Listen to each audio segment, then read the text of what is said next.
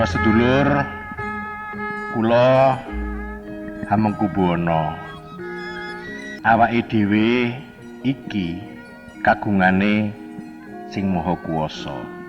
Mula yen sira saiki nandhang kahanan iki kabeh, ayo padha dilakoni minangka asmaning Allah. Kanthi madhep lan mantep, kita kudu ngayahi kanthi dasar ikhlas.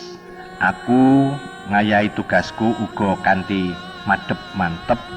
Kula suwun bareng karo para sedulur nandhang kawontenan iki uga kanthi madhep mantep lan ikhlas. Saudara-saudara sekalian, saya Hamengkubuwana. Perlu saya sampaikan kepada saudara-saudara, kita ini titah Allah.